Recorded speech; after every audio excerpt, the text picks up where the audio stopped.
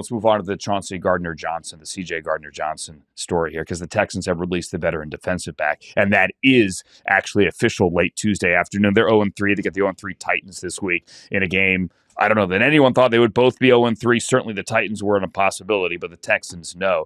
The initial reaction on Twitter when this trade went down, Charles, was, oh, Howie pulled a fast one again. He made a trade, and then that team got rid of the player. People pump the brakes. Love me some Howie Roseman. If you haven't noticed yet, the player for whom Chauncey Gardner-Johnson was traded, Kenyon Green, has already been cut twice by the Eagles.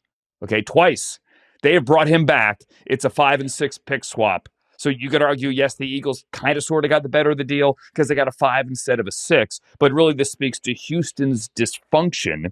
CJ is a bit of a hothead. That is not new wherever he has been. And reportedly, not only has he not been playing well, the film will tell you that, but he's been calling out other DBs in the room. He's been complaining about his role, wanted to blitz more, do some other things. And I think when you're 0-3, the squeaky wheel is the easiest move to make.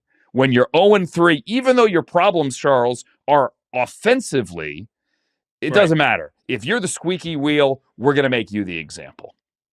Yeah, I mean, the locker room comes into play, right, at some point. It's right now, the environment inside the Texans, from the outside looking in, it looks messy, right? I mean, it's just everything about this team feels like it's been turned upside down this season, and so many of the problems, particularly on offense, that we thought were going to be fixed. You fire Bobby Slowick, you move to Nick Caley. You're thinking, hey, we're getting a part of the vaunted Rams coaching tree here, and so we're going to bring this scheme in, and things are going to be great. And then I think you kind of hit a little bit of an iceberg in the offseason when all of a sudden CJ Stroud's having like arm soreness and he's missing some OTAs and he's not always out there throwing, and you're immediately thinking like how serious is this? Like CJ Stroud downplayed it. DeMeco Ryans downplayed it.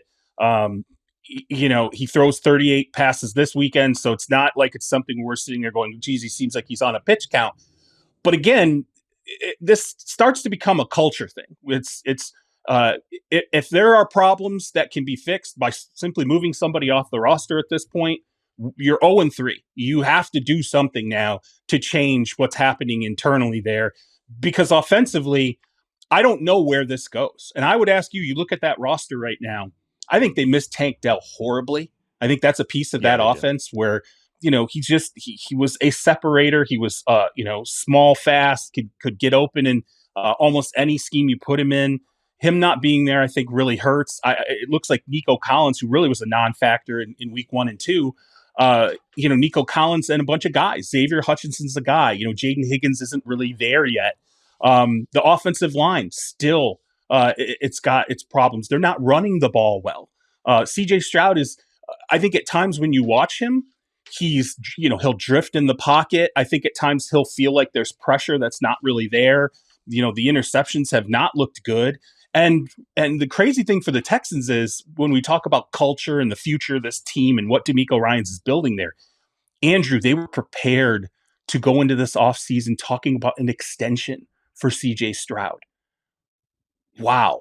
Like through 3 games, now you're like, man, I hope something changes in the next 14 games, because this is now could be something that extends into the offseason where you're now saying, do we wait another year on Stroud? Because this start, if it's elongated, I don't know that you're ready to pay your quarterback that quickly. It's interesting. I hadn't even thought about going there. Like the idea that they don't have their guy, I'm not ready. I'm not ready to go there because I still think we've seen it. The talent is there. Absolutely. Right. And this is a bigger conversation about quarterbacks. Like if you think you have the guy, you pay him because the number's only going to go up. Next year, it's going to get that much more expensive. The cap goes up, the number goes up, other deals get done. So if you think you have them, you sign them. Now, do you wait a year? I mean, the Dolphins waited a year, right? Yeah. There's a long season to go, clearly. But that's an interesting path to go down. Yeah. Like if they somehow lose to the Titans, who Brian Callahan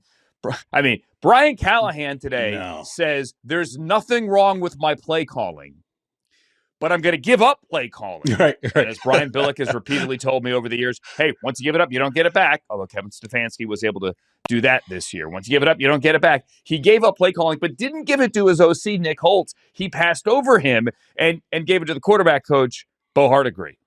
And they're 0-3 with the worst passing offense of the NFL. Like, well, it's a rookie quarterback, the number one pick. You give him time.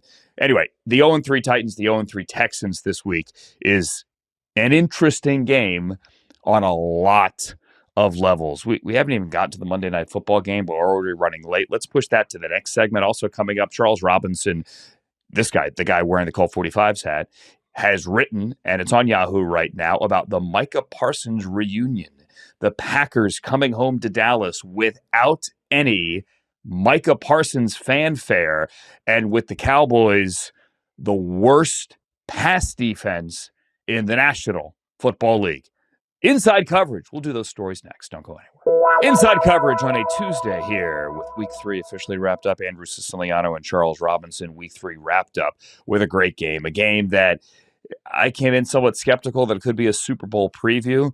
I actually thought the Ravens were the better team than the Lions. The Lions thumped on the Ravens. They got their revenge from a couple of years ago when they were depantsed in Baltimore, where they didn't even have a first down before the Ravens had multiple touchdowns. This was almost exactly the opposite. Great back-and-forth game that included a 67-yard field goal try. Jake Bates almost nailed it at the end of the second quarter. A great goal line stand as well by the Lions. And in the end, a gutsy fourth down call.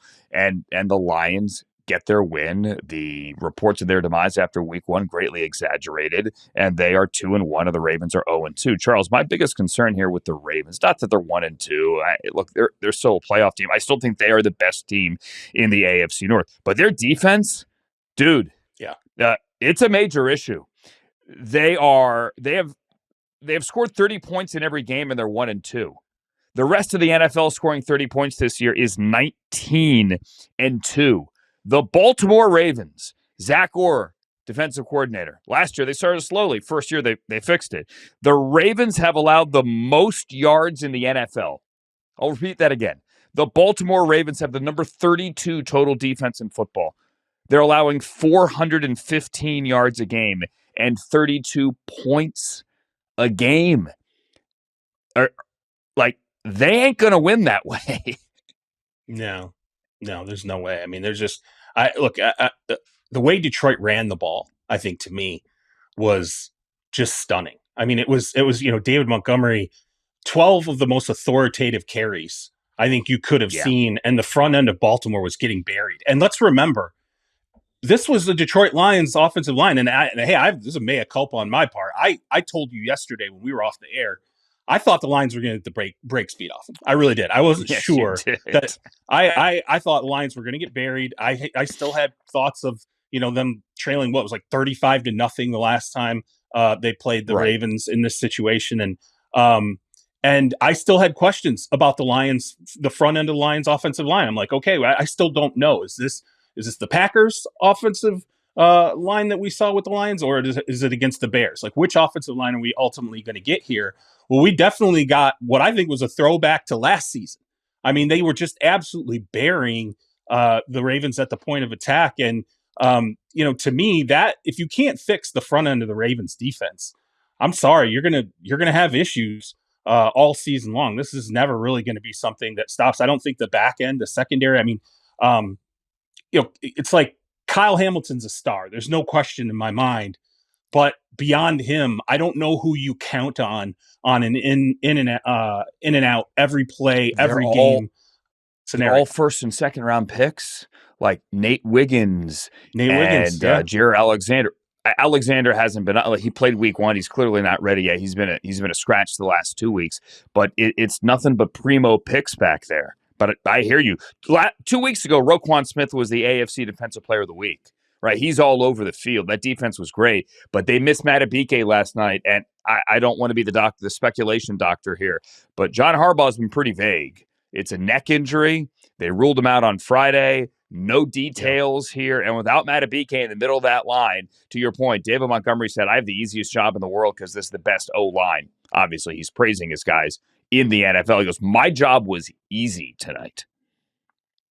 Yeah, and the Lions, I got to give a shout out to defensively. I was so impressed with, look, Kelvin Shepard, the defensive coordinator. If you want to talk about a moment where somebody puts their foot in the ground, you're like, okay, man, like he's here. He's showcasing what he can bring to the table. I think of that second half goal line stand was crazy to me because you saw a situation where Baltimore, with the weapons that they have, particularly running the football, they break the huddle quickly. They run to the line. It's all quick counts, 4 plays in a row.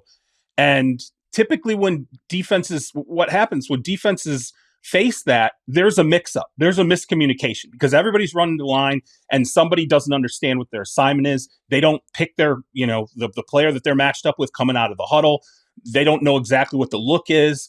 And the ball snapped and a touchdown scored. The Lions didn't have any of those issues. And not only that, I think at one point Baltimore was unbalanced and you had everybody in Detroit's sideline, Kelvin Shepard, Dan Campbell all screaming, it's unbalanced, unbalanced. They slid, they took care of it.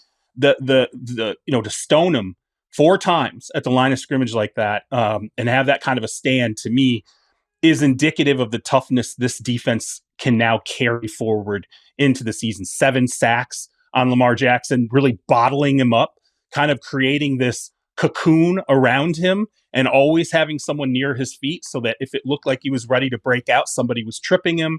The punch out by Aiden Hutchinson in the fourth quarter of the Derrick Henry, creating the Derrick Henry fumble, big, huge turning point. What a game defensively for the Detroit Lions. Yeah, Jack Campbell, heck of a game there as well. He's the one who forced the fumble. He made a couple of other plays. He had his face bloodied, his mouth bloodied by the end of the game. Dan Campbell said today that Campbell's spitting out the calls in the huddle late in the game, and he's got like blood bubbling out of his mouth, and his teammates thought it was hysterical. I mean, that's the most Dan Campbell thing of all time. And you're right. Great point about getting at Lamar's legs. He hates it when you get at his legs. I mean, any quarterback would hate it when you get at his legs, but you can't tackle him high. You got to go low. Clean and safe when you go low, but you cannot tackle him high. And they got to him, and they wreaked some havoc. Last year, they brought in Dean Pease to kind of trim down that defensive playbook and kind of streamline things for a rookie DC. This year, Dean Pease isn't there. It's, why am I drawing a blank? The former head coach of the Colts, Chuck Pagano, is there. Obviously been a Baltimore assistant in the past.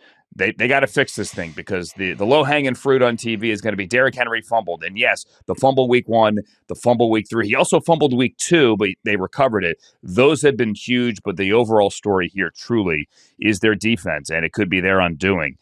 Have you read Charles Robinson's article on the Cowboys yet on Yahoo online? You should if you haven't already. Jerry Jones is talking, as he always does.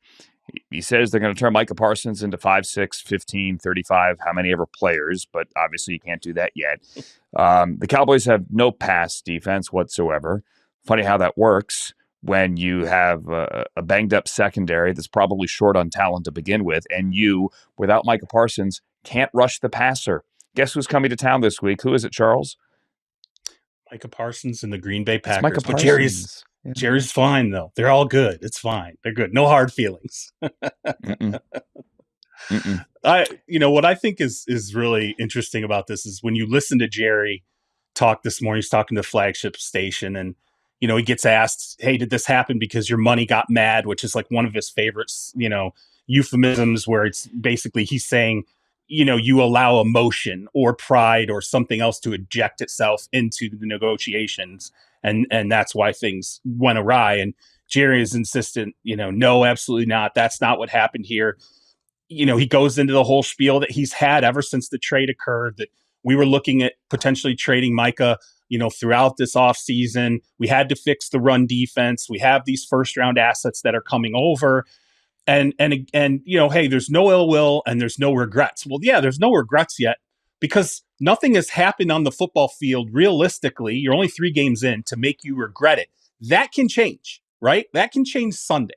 And I think, to me, when you sit and you think about it, is he going to regret it if the Green Bay Packers put this season together the way they think they can and Micah Parsons is slipping on a Super Bowl ring at some point? Yeah, he's going to regret it. And there's going to be some feelings that Jerry Jones is ultimately going to have. I remember when they let DeMarcus Ware go, and DeMarcus Ware went to the Denver Broncos and DeMarcus Ware won a Super Bowl ring with the Denver Broncos. And it kind of became a sore subject where you didn't want to bring up DeMarcus Ware around Jerry Jones. He didn't really want to talk about it because he had made a business decision to let DeMarcus Ware go. Now, granted, different situation than Micah. DeMarcus Ware, I think, was 31 at the time. But I think it hurt Jerry to see a player he liked and really prized go somewhere else to win that ring. I think that's what he's really ultimately going to have to grapple with long term here with the Micah Parsons trade. And we can get into what's going on with Dallas and everything else in terms of defensively their problems, but there is a whole psychology and amount of therapy that I think could end up going into the Jerry Jones Micah Parsons relationship by the time it's all done. We spoke about this with DeMarcus Ware last year, or last week, I beg your pardon. I said, you had 7 years there. You went. 2 years later, you won a Super Bowl. Mike is going to do the same thing, isn't he? And he said, basically, it pains me to say it, but probably yes. Now, Mike is a lot younger. He played 4 years, not 7. He is not getting older as DeMarcus was. But the Cowboys have given up 864 passing yards. They're playing Matt Eberflus is, they're playing kind of a cover 3. Obviously, they're dropping and they're not getting any push up front. They're playing zone and they're not healthy on the back end, and they probably don't have the talent on the back end, and they're getting carved up. I'm going to give credit to Mark Schlereth here. It's kind of snarky, but I heard him on with Rich Eisen today, and he said, hey, Matt Eberflus took all this heat, but this week he finally made Caleb Williams look good. Like, boom, boom. That's a great one. That's nice. That's a great line. Now, Rich pushed back and was like, hey, come on. I called a Bears game last year in which he threw 4 touchdowns. It's not as if Caleb Williams hasn't had his moments, but he certainly looked the best that he has had yet in the NFL for a complete 4 quarters this past week. And it came at the expense of the Cowboys. And all of that is uncomfortable. And it's going to get even more uncomfortable when Jerry is already getting asked. He didn't bring it up, but when he's doing all his radio interviews, he's already been asked, well, what about Matt Eberflus? Well, we're not going to make any changes. In-season coaching games. 3 games. It's been 3 games. Right? Andrew, it reminds me a little bit of at the beginning of Mike McCarthy's tenure when he had Mike Nolan, right, as defensive coordinator. And I remember at the time, inside that locker room, the players are like, the scheme is too complicated. We don't fit the scheme. The personnel here doesn't fit the scheme. And you're sitting there and you're staring at it and you're like, yeah, this isn't going to make it. Like, McCarthy's going to have to fire Mike Nolan after 1 season because of the fact that the scheme fit is not necessarily correct for the skill set of the players. I think that's being asked right now about that, super zone heavy scheme that Matt Eberflus is running. And then I also think about the fact that, they signed Dante Fowler Jr., right? He was supposed to come in and do something. He's done nothing. Now you're going to Jadeveon Clowney, who's a mercenary pass rusher at this point in his career. I think he's a guy. And honestly, I'm cutting you off. He's better. Honestly, to me, he's better setting the edge than he is chasing the passer. Sure. Absolutely. And honestly, I think it was like, go back to his best days in Houston. He was a very, very good run defender. He just didn't finish off a lot of pass rushing pressures. And so I look at that, and then this has just got to be salt in the wound when you think about it. Al-Qadim Muhammad was in the Dallas Cowboys camp last year. That's a good point. And now you're a Cowboys fan. You're watching him against the Baltimore Ravens on Monday Night Football. 2.5 sacks, total disruption. He's been great for the Lions, and he wasn't even. He was really supposed to be a depth piece for the Lions on the edge. And this was a guy. Now, granted, he's 30, but he was in your camp last year, and now he's elsewhere, mixing it up and giving a pass rush to another high-end team. That's got to hurt if you're a Cowboys fan. And I'm just telling you, I think this is a game that is setting up where Parsons could absolutely come in and have a nuclear type of game. He's got 15 pressures this year, only 1.5 sacks, but he's going to start finishing these. I think he's got that chip on his shoulder. I hate that cliche, but he truly has everything on this game, every reason to prove why he should have been taken care of, and he should not be in a Green Bay Packers uniform. And I think if that happens, you're going to see the wheels come off in an unbelievable fashion in Dallas with the fan base. And that is the Sunday night game in Dallas, Tirico and Collinsworth and Melissa. There are some who think, oh, wow, that game has less shine now because the Packers lost. No. The Packers are angry. Matt LaFleur is going to – it's going to be the hardest week of the year after all the talking the Packers did last week, talking about going undefeated and then losing in the way they lost to the Browns, up 10-0 with 3:45 to go, and dominating. And then all of a sudden, at least their defense was dominating. Both defenses were dominating, and then they lose it. And by the way, Al-Qadim Muhammad, part of the Dan Campbell post-game speech last night in Baltimore, he got one of the game balls, and he thanked the entire locker room. He goes, "Hey guys, a year ago I was on the couch. Yep. And you guys welcomed me in here, and I'm so happy to be part of this family."